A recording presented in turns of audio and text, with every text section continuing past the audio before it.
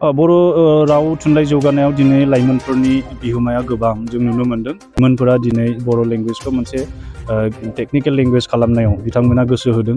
दिनै गुगल ट्रेन्सलेसननि थाखाय खामानि मावनाया सोलिगासिनो दं। बर' थुनलाइ आफादनि रुपाथि मायथाइ फालिथाय बे हाबाफारियाव बाहागो लानानै आं जोबोद गोजोननाय मोन्दों। मानो होनोब्ला सनितपुर जिल्लानि मोनसे गोजाम ओनसोल बे बगिजुलि ओनसोलाव थांनाय 1952 मायथाइनिफ्रायनो बेहाय गामि गायसननानै बर'फ्रा बेहाय रायजो जाबोदों आरो जोबोद उन गोग्लैसोनाय जायगाब्लाबो बर' मिडियामनि स्कुल गायसननानै बर' बिजोंखौ फोथांनानै लाखिदों बिथांमोना। आरो गोबां शंकरदेबनि गोहोमाव गोग्लैनानै असमिया भाषा रायज्लायग्रा संकरि धोरोम लाग्रा बर'फ्राबो दिनै बर' मिडियामाव फरायनायनि गेजेरजों गावसिनि बिमा रावखौ अनसायदों आरो गावसिनि हारिमुखौ फोथांनानै लाखिदों। आरो दिनै बर'नि जि गुबै माने खोलोबाव बिथांमोना फैफिनदों। बेनि थाखाय आं मोजां मोनदों आरो आसा खालामदों बगिजुलि ओनसोलाव बर' बिजोंनि जि सोलोंथाइ आरो बर' समाजनि जि थासारि बेफोर गासैबो जौगानायनि महर मोनगोन।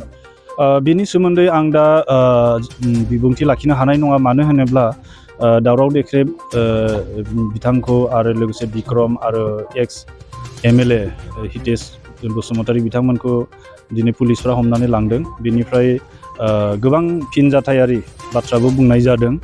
जों सरकारखौ खावलायगोन जाहाथे जुदि बिथांमोना जेबो दाय गैयाब्ला थाबनो हगारनानै होनांगौ आरो जुदि बिथांमोननि जुदि माबाफोर दाय मोनदोंब्लाबो थार बिजिरसंनाय जोंखौ नांगौ।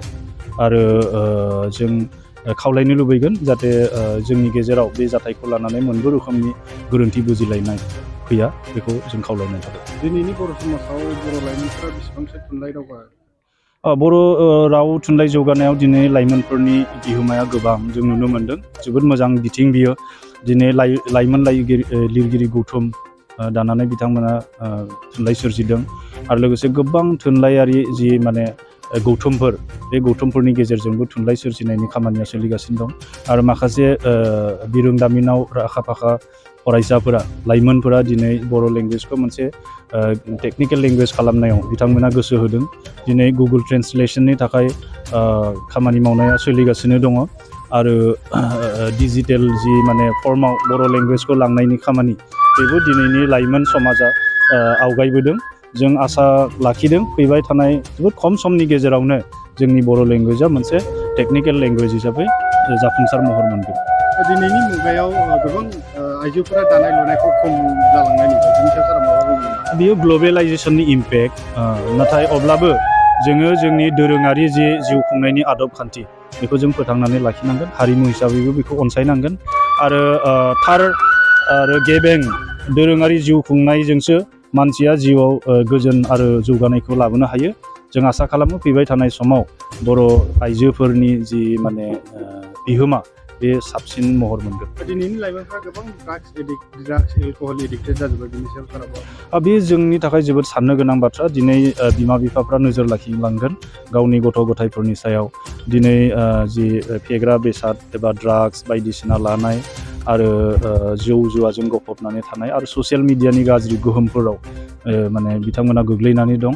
आरो माने ससियेल मिडियानि जि गाज्रि बिथिं, बेफोरनिफ्रायबो गावबा गावनि गथ' गथायखौ सांग्रां लाखिनायाव जोंनि समाजा आवगायबोनांगोन।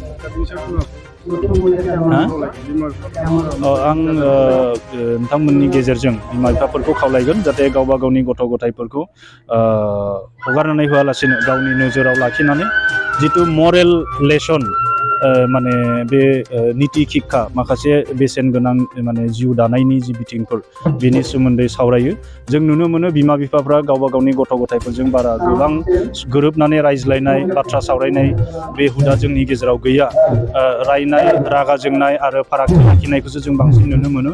बे बिथिङाव जाहाथे जोंनि बिमा बिफाफ्रा सांग्रां जायो आरो गथ' गथायफोरखौ गावसोरनि साखाथियाव लाखिनानैनो जिउनि गेबें बाथ्राफोरखौ दिन्थिनानै होयो।